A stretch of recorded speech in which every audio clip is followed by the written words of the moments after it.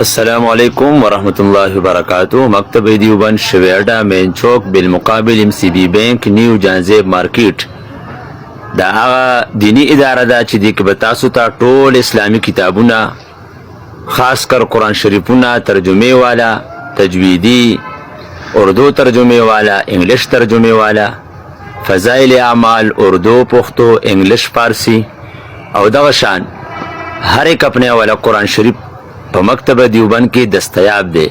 تاسو راتلی شئ او مکتب دیوبند کې تاسو وزټ کولی شئ او تاسو د خپل خوښې کتابونه ترلاسه کولی شئ. او خاص ایټم موږ سره موجود دی تاج القلم.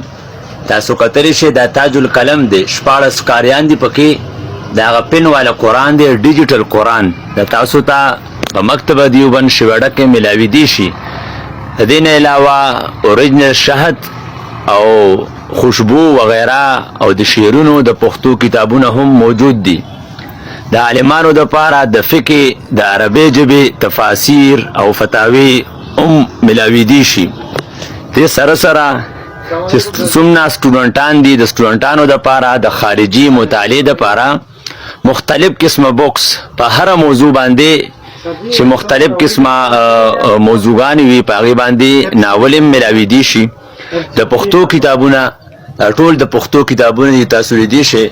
تعبیر الرؤیا، خوارې مرغلرې، مکاشفة القلوب، تنبیه الغافلین دا ټول د پښتو کتابونه دي. جی دغه شان چې څومره د لوی دورې حدیث چې ورته موږ وایو د هغې لوی کتابونه تاسو کتی شئ. بخاري شریف، موطا، امام مالک، جامع ترمذي دا ټول هغه کتابونه دي چې دا په لویه یا وړه دوره کې هغه استعمالیږي.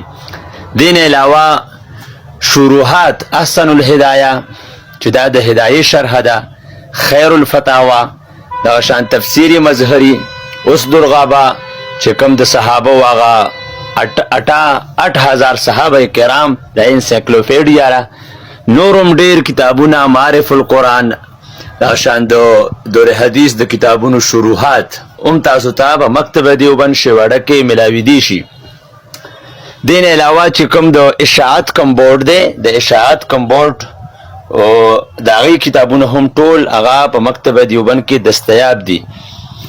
د منځونو د اوقاتو چې کومه نقشه ده هغه هم مکتب دیوبند چاپ کړې ده، هغه هم تاسو ته دلته ملاویدی شي.